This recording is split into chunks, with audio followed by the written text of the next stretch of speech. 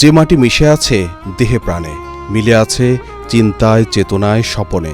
দীর্ঘ ১৭ বছর পর পেলেন সেই মাটির ছোঁয়া। মা, মাটি আর মাতৃভূমির প্রতি পরম ভালোবাসা আর মমত্ববোধে হৃদয়ের সমস্ত আবেগ ফুটে উঠছিল বিএনপির ভারপ্রাপ্ত চেয়ারম্যান তারেক রহমানের চোখে মুখে। ঢাকায় শাহজালাল আন্তর্জাতিক বিমানবন্দরে এসে খালি পায়ে হাঁটলেন দেশের মাটিতে। নিজের সমস্ত আক্ষেপ ঘুচিয়ে ব্যাকুল হৃদয়ে স্পর্শ করলেন স্বদেশের মাটি।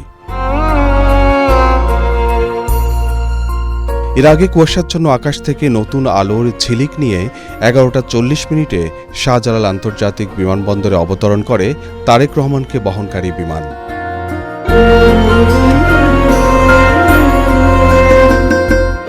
বিমান থেকে নেমে সরাসরি বিমানবন্দরে ভিআইপি লাউঞ্জে যান তারেক রহমান, সাথে স্ত্রী ডাক্তার জোবায়দা রহমান ও মেয়ে ব্যারিস্টার জাইমা রহমান। ১৭ বছরের নির্বাসন শেষে আবার দেশের মাটিতে শুরু হলো পরিবারের নতুন এক অধ্যায়।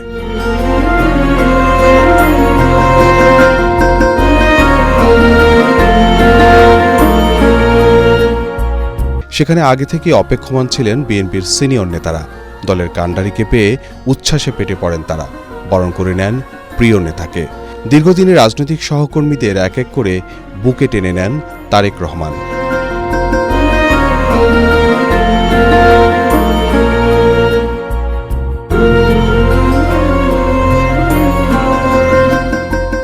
এ সময় আবেগ উচ্ছ্বাসে তারেক রহমানকে স্বাগত জানান তার পরিবারের সদস্যরাও। ফুলের মালা দিয়ে মেয়ের জামাইকে বরণ করেন তারেক রহমানের শাশুড়ি সৈয়দা ইকবাল পান্দ বানু।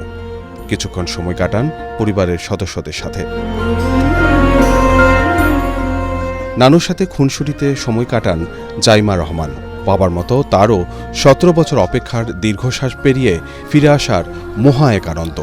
ছবি তুলে স্মরণীয় রাখেন পারিবারিক কিংবা রাজনৈতিক এক ঐতিহাসিক মুহূর্তকে।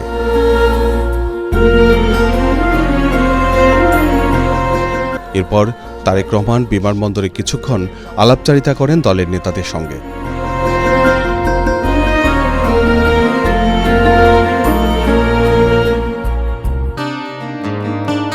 সারা বিশ্বের বিস্ময়ের পরে বিমানবন্দরের আনুষ্ঠানিকতা শেষে দলের নেতাদের নিয়ে বাসে চড়ে পূর্বাচলের ৩০০ ফিটে সংবর্ধনা স্থলের দিকে রওনা হন বিএনপির ভারপ্রাপ্ত চেয়ারম্যান।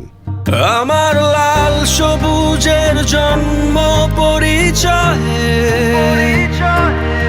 আজ গৌরবের নতুন সূর্যোদয়। লোভের আগে লজ্জা, দুর্নীতির আগে দেশপ্রেম, অবিচারের আগে সুবিচার। পথে পথে অভিবাদন গ্রহণ করেন লাখো জনতার। হাত নেড়ে শুভেচ্ছা জানান উৎসুক জনতাকে।